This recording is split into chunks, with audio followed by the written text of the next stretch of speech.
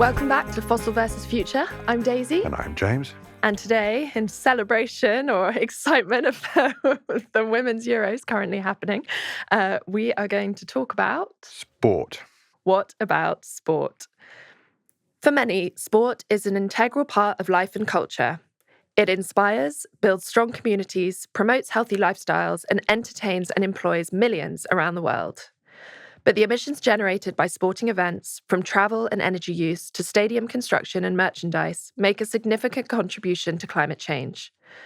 The 2016 Rio Olympics alone released an estimated 3.6 million tons of CO2, while the 2018 Russia World Cup released 2.16 million tons, equivalent to the emissions of more than 465,000 cars on the road for a year. It's estimated the 2022 Qatar World Cup was 68% higher than this. Sport is both a contributor to and a victim of climate change. Seasons have always dictated when leagues begin and end, and weather conditions determined how games are played. But as the climate becomes more unpredictable and extreme, the stable conditions that sport depends on are vanishing. Competitions are increasingly being rescheduled or cancelled due to heat waves, wildfires, or floods. And extreme heat doesn't just affect summer sports. A 2022 study found that half of the former Winter Olympic host cities could be unable to sponsor future Winter Games by 2050 due to lack of snow and ice.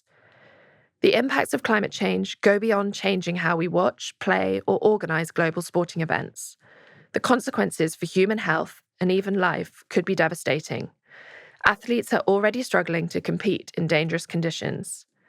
According to a 2022 survey by World Athletics, 3/4 of athletes have experienced a direct negative impact from climate change on their health and performance. And it's not just the elite competitors. Local sports, school activities, and community events are also feeling the pressure, from flooded pitches to cancelled matches. Yet sport also holds the power to lead. With its global reach, its capacity to transcend political boundaries, and its deep emotional connection to audiences, it can be a powerful platform for change, raising awareness, championing sustainable practices, and inspiring collective action.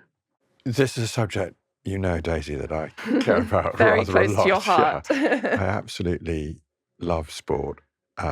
Playing, watching, these days also helping with organisation through the Professional Cricketers Association, whose board I chair. And I do really passionately believe that sport has capacity to do exactly as you described, to inspire, to lead, to communicate. Sometimes we've discussed this in past episodes. We struggle to find ways of communicating to various constituencies of opinion, and sport can reach places that other more didactic forms of communication don't.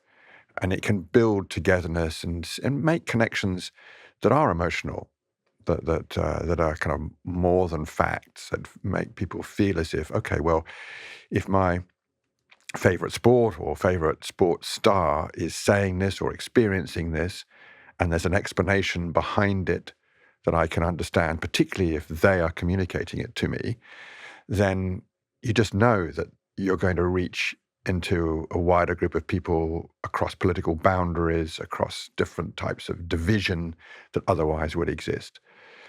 And as you say, also, player welfare, as we call it inside cricket, is also at risk. If you're a young professional cricketer now having opportunity to play cricket all the year round, all around the world, often in this short form of the game, the 2020 version of the game, you might well be in rural Pindi in 45-degree heat and quite high levels of humidity, and you might be putting your body at risk. And there's nothing in the playing conditions, unlike when it rains or it's too dark, that says, okay, we stop now because this is dangerous, or even that our performance is going to be affected, because we all know now there's a lot of evidence on the effect of heat on performance of all sorts of basic traits and skills. And sport can just highlight those risks in a very compelling way. But some sports, I read that the US Tennis Association has introduced an extreme heat policy. So it allows players periodic breaks during matches when it reaches above a certain temperature, I Yeah, so think. tennis is a particularly, physically demanding sport. Hot is Wimbledon opening this year, I Yes, think. Wimbledon, but also the Australian Open has Hmm. had, times where it's been punishingly hot on court. And Australia, in many respects, has taken the lead in drawing attention to these sorts of playing conditions. But it's hard, Pat Cummins, the captain of the Australian cricket team, has frequently explained to the public at large why climate change matters to a cricketer, why cricket is in some respects threatened by these extreme temperatures. But he attracts criticism because it is a deeply political issue. And this is hard. I mean, he's transparently a good bloke and a very good leader, and one can only have respect for what he has said and done on this issue. But it does open up the possibility that they get, any sportsman or woman who puts their hand up and talks about this issue attracts social media attention of a pretty unpleasant kind. However, one senses that there are more players of various sports who are prepared to say something, and they may focus on an issue like water or some other concern that maybe is less difficult for them to raise than going directly after the climate change issue or the fossil fuel issue we talked about in a previous episode, not least because of sponsorship. Well, I mean, look exactly. at who sponsors the Indian Premier League, the IPL, Saudi Aramco. So it's pretty hard for an individual to make a case for action on climate change. They kind of need people around them or an organization, their players' union, or something more than themselves to really have an effect. Yeah, sponsorship's an interesting one because airlines as well. There's airlines, fossil fuel companies often getting involved in sponsorship, and it feels kind of hypocritical, I guess, of the sporting organizations or teams to have these partnerships, but then be claiming that they're carbon neutral or whatever. There's sports washing, I think Sports it's washing called is going on. powerful. I mean, Yeah. it's powerful. I mean, it's just because of what we've already acknowledged, that sport has a reach. It can in some way, cast a country or a company in a very good light if they support something that's so popular Hmm. and so much enjoyed and engages so many people in support of the team or the activity. So no wonder it attracts sponsorship, and that's basically a good thing, in principle, but it comes with some trade-offs. Looking back over the similar controversy in relation to tobacco and other types of sponsorship that were considered to be contradictory. Um, it's hard. I think there are some Mm. occasions when it's a bit like engagement, in as opposed to withdrawing funds from things. Sometimes it might be better to engage with the company. Divestment versus Divestment. engagement. That's really what I was Mhm. thinking of. Yeah. Yeah. It's a similar sort of dilemma, and really, what I would like to see emerge from all of this conversation, which is growing. I mean, there are more and more enterprises. I've had really good conversations with Chris Boardman, who runs Sport England, about how to communicate not just to and through the elite players, but as you said, to all the smaller clubs and associations that play sport. There's so much that can be done in that context, which is just practically useful. It might be that you've got a clubhouse or a pavilion or a village hall that you could put solar Put panels solar on on, yeah. or switch to renewables, or there is something you can do just in the way the community might organize around a community energy scheme, or just as something you could do because you're already associated. You've created a connection through the sport, and then there's another layer of connection through how you manage and organize that sport. the people who volunteer, who do all the things that make it possible for games to be played at the weekend in various parts of the country.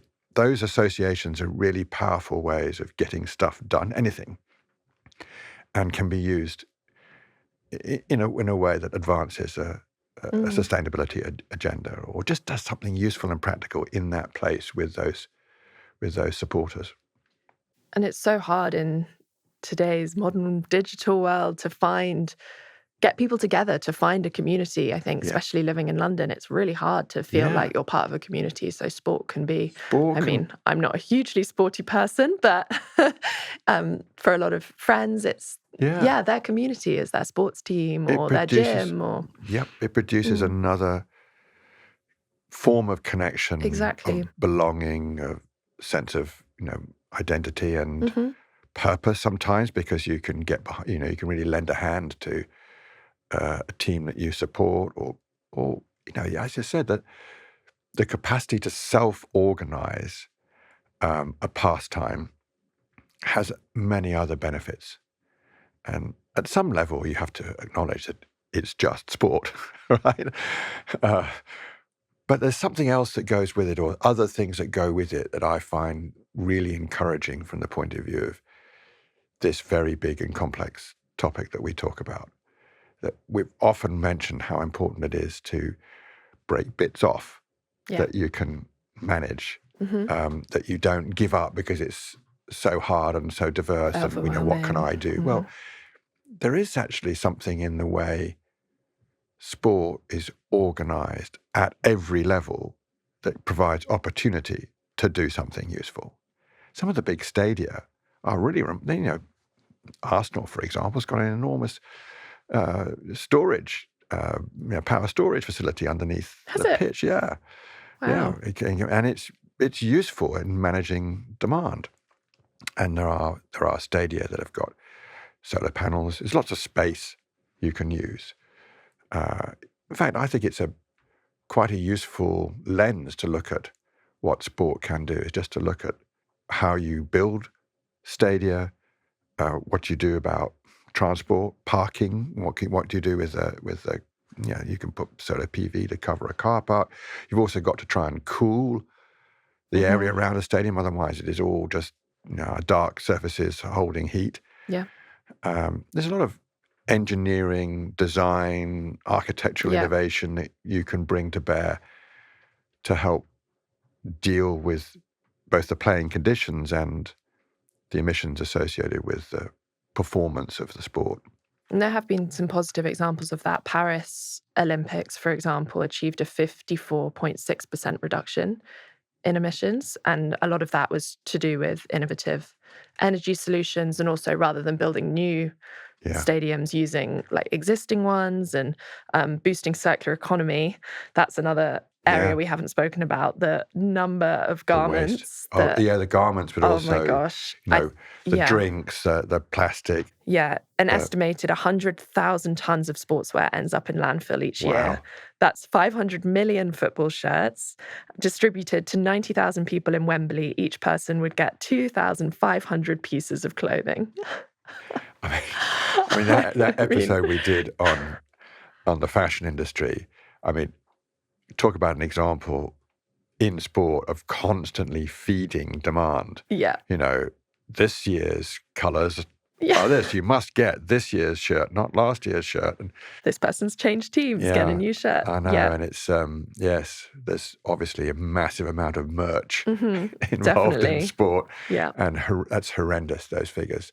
Yeah. The wastage. Although I do quite like it when people turn up at events with vintage shirts from God knows how many years ago, and it either to show off loyalty. I should have worn my England shirt for this episode. Or just there are all sorts of subsets of fans, aren't there? There's fans that know the history of the shirt, and they can recognise. Oh, I know that was 1984 when we won the double. Yeah. So Paris was a good example. They were also doing a lot of innovative cooling and misting train stations to cool down people coming to watch the events. Uniforms of staff working there, and actually doing a lot of temperature monitoring, like wet bulb globe temperature monitoring to keep That's the key one. athletes. That is absolutely the key one. The wet bulb. I mean, it is a scientific concept, but it's quite easy to understand. It's really heat and humidity combined. Yeah. And then, there are thresholds, and athletes are always pushing themselves to the outer limits of a threshold that you and I would not be able to get to. No way. But that increases their risk if you've got those conditions.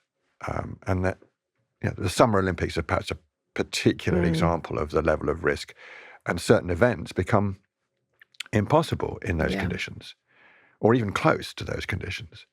And that means there's scheduling issues of when are you going to run?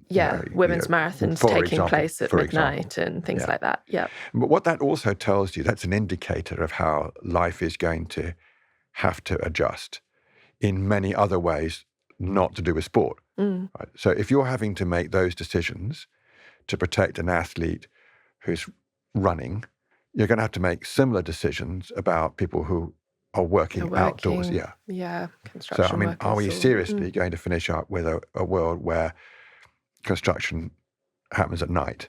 Well, of course, it already does in many parts of the world. It's the way you build buildings quicker, and, the sort of labour you're calling upon sometimes doesn't have much choice about when they work. But it's a pretty dystopian view of the future, isn't it? That, outdoor activity, including outdoor work, has to be done at night. I don't know. It's not a great sign of how things might be if you had to adapt. Yeah. So I hope some of those examples, when people can make a connection, with an athlete or an event, the Olympics itself, which obviously draws tremendous attention around the world. Oh, okay, well, if that's happening, maybe there's something I need to pay attention to, or at least it just resonates. As we've said before, it affects consciousness, so people become aware. So women's football, woo, is on a sharp growth trajectory finally, and I think could be a real opportunity because a lot of the fan base do overlap, care a lot about these sustainability issues. So it brings opportunity, but then also responsibility of how does it grow in a way that is sustainable. And I saw that for the Euros, which are happening currently, Switzerland have given all fans free public transport to the games, which is really cool. I hadn't realised that transport is one of the biggest contributors for sport. So whether that's the fans attending the events or flying the players around from one place to another, but transport is a big consideration. So giving free public transport was a really cool move. And adding 400 extra trains to try and prevent delays, to have later services for people to get home after games. So that was a nice example. I hope they send a memo to the people who run the train service to and from Twickenham. Anyway. They have fan walks as well, so they get everyone to gather to walk to the... smart responses. And we've talked before that you may recall my annoyance at the routine, the annual story in the tabloid newspapers about the COP and, all these people gathering in some part of the world and flying to and from. Yeah. And I would say things like, well, every weekend there's football going on all around the world and a lot of people moving to and from, and you're not writing opinion pieces on that very often. But the truth is that there are emissions involved in both. And if you could do something about it, a World Cup football is a very high emissions event, as you set out in the intro. But there are still lots of things you can do to bring those numbers down if you're sensible about moving people to and from the stadium. And obviously, good public transport makes a massive difference to the carbon cost of an event, especially lots of events routinely calling people from wherever they are to wherever they can watch the particular sport. There's obviously a lot you can do there. And I would also like to think that sport and those who represent sport have a place in the public discourse about these solutions that every now and again will transcend whatever the political view of the time is. There's something that just communicates obviously. If it's a good experience, getting to and from the game on public transport, that just helps make the point more generally. Yeah. I think we need to watch out for the next World Cup because that's going to be hefty in emissions, I think, and partly for that travel reason again, because it's going to be spread out over the US and Canada, I believe. So lots of flying between. And not so good public transport in many instances. I mean, it depends where in the States, obviously. There are big differences. But there will be plenty of places where public transport is just not good, and the expectation is that you would drive. Anyway, it still provides opportunity for conversation, comment, debate as to how these events are run. And I've seen more and more interest groups form around these issues. There's one in cricket that I've recently become aware of called the Next Test. And they're really consistent at drawing attention to these issues every time there's a cricket test match on. There's some kind of connection made between the sporting event and the climate change theme. And there will be many others. We've talked before about my remarkable friend Meena Ghuli, who does this with water, making the connection between sporting events and water. And she's currently doing it in motor racing as well, which is an interesting paradox, and really getting into that world and making the point about water and water scarcity and water management, and which is typical of her to go into these difficult places and make her case. And I know that WWF have been doing this in other water sports to try and draw a connection between rowing and sailing and things where the participants know there's a sort of deeper knowledge of the effect of climate change or other forms of pollution. Yeah, plastic pollution in sailing is an obvious Ellen one. MacArthur did that. That's why she started her foundation, because she saw for herself and was appalled at the great, huge quantities of plastics in the ocean. Again, it's the sport itself. It's the players and representatives. It's the capacity to organize around solutions. All of these things I find particularly compelling, and of course it's partly because I just love sport and pretty much all. There's something about the purity of the spirit involved. I mean, the Women's Euros reveal something just wonderful about sporting endeavour and the way in which the players relate to each other and to their fans. It lifts the spirit, and I really do. Obviously, 100%. You hope that your team succeeds, but there's something else going on. If you just look at who goes, how they behave when they get there, how they respond to the action, how they feel afterwards, it's just marvelous. And anyway, I think that's a force for good. Yes.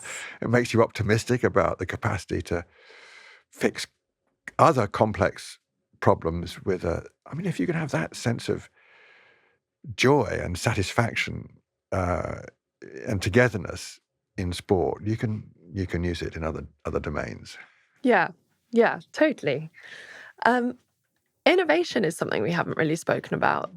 Like with motorsports, for example. So my mum and sister are huge F1 fans. Yes. So I don't know very much, but apparently they're moving more towards sustainable fuels, for example. Yes. And I know there is some electrification going on in the wider. No, they use hybrid systems and have done for a long time. So maybe this innovation that's happening in sport and the money that's going into this innovation can then be replicated in the broader, automotive industry. No, it just is. And there's no doubt about it. And quite deliberately so. And of course, there's Formula E as well. Yeah. And there the innovation cycle is really fast. it's really interesting because Formula One is apex engineering. I mean, the skills are phenomenal.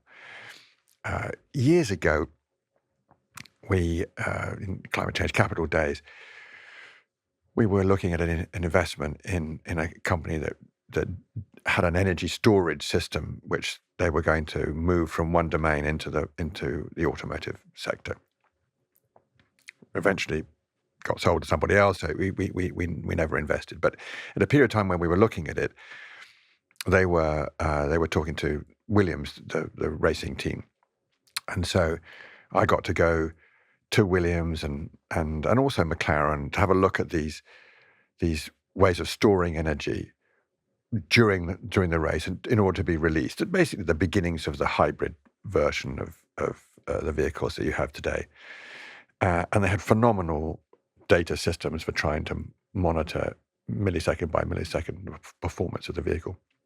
But also, I was amazed after the race seeing the disassembly of every part, the checking of every single part of that machine, and filing down taking weight out and making sure. It was just extraordinary, the level of detail and commitment to excellence in a competitive setting. Another thing something I really value about sport, because it does drive excellence. You want to win. You want to win badly, so you do everything you possibly can. Has some negative consequences, but on the whole, it's a good force. It's an energetic force for improvement and innovation. So out of Formula One comes all sorts of innovative ideas for all types of vehicle. And so you have the connection between the Formula One teams and the brands that support them, the engines that get used by the vehicles, but also all the learning. And it feeds into the ordinary, everyday motor vehicle in time. And of course, depending upon the plans for that company, the marketing, all sorts of other things go on. But there is a flow from innovation in Formula One into other vehicles. And it takes a while before that innovation manifest itself in a vehicle that you and I might buy or drive. In Formula E, it's happening really fast. And that's partly because the power systems are relatively simple and the production process is relatively simple. It's all about the software and the chemistry of the battery. Yes, there's similar aerodynamics and other design features, but the learning is really fast. So Formula E innovation goes into electric vehicles much faster than it does for combustion engines. So it's just really interesting that sport tests your capacity to improve performance, and therefore you innovate in whatever it is. So, it might be to do with the strength and lightness of frames in cycling, or the materials you use for your boats in rowing, or the material you wear for swimming. I mean, there's all sorts of examples where sport is pushing innovation harder, faster, and the learning comes back into mainstream life, as it were. Yeah. To be that sort of other voice of maybe climate change will help sport. I read that in baseball, the ball is traveling further. It's absolutely true. As a result of the warming and the air resistance. Yep. So baseball teams are getting more home runs as a result of climate really change. Interesting. It definitely happens in golf. Definitely happens in golf, yeah. The ball flies further. And that's another area where almost absurd levels of innovation happen. I mean, as you know, I play the game, and the amount of investment in technology is ridiculous. If we had an equivalent amount of attention to that innovation in some other sectors, it might be a good thing. But as you say, there's a lot of money in sport, and golf is an example of a sport where technology really, really matters. And there is mutual learning, obviously, between sport and other domains. But aerodynamics, composite materials, how a golf ball compresses and releases. There's a lot of science involved in that sport. Yeah. And there is no doubt that climate change is a significant factor in golf. And just like in cricket, there are people at last speaking up about that, because golf courses use a lot of water. And even more when the temperatures are rising. Yeah, and this is serious, because Less rain. it's even for someone who knows and loves the game. There are. It's easy to see the wastage in the sport itself, The land use. the land use, and you've really got to be serious about managing that land. It can be done well or badly. It can be done in a way that wastes resources, or it can be done to conserve resources. It depends how many chemicals you use on the golf course itself, or how you manage the ecology of the landscape that you play the game on, and certainly how you conserve water. All of these things can be done well or badly, but the sport itself has a responsibility to do it well. Absolutely. But a lot of golf courses are by the sea, and they're going to flood as well. So and they get undermined. I think even Trump has been putting some sort of seawall in at his. Costs a lot of money to shore up a coastline. But one of the benefits of some of those older natural golf courses is that they're shaped around the dunes of the coast, and you can reshape them around dunes that have been affected by sea level rise. Okay. Ultimately, however, there's a lot of sporting events and places where we play sport that are affected by physical climate change. I guess skiing is skiing's the probably ultimate one, the most obvious one. I mean, it's just a sport that's going to, well, hopefully not completely vanish, but reduce significantly the number of places you're going to be able to where you can. I mean, and where and when in the year and for how long, and clearly. One of the things that is helpful about a lot of these sports and pastimes, I would say angling would be another one, is that you've got people spending a lot of time in the natural world noticing. Right? So an alpine skier who spends a lot of their days in the mountains is going to notice where a glacier has gone. It was 21 degrees in northwest Switzerland last Christmas, apparently. Wow. Yeah. Things like that resonate strongly with people who play a sport or have a pastime that puts them in contact with those sorts of shifts, really, particularly if you've been doing it all your life, so you've noticed the change. And the generational sort of family aspect with things like that as well. So knowing that you're something that you've enjoyed for your whole life every year with your family, your children won't be able to have that, won't be able to share that enjoyment. Yeah.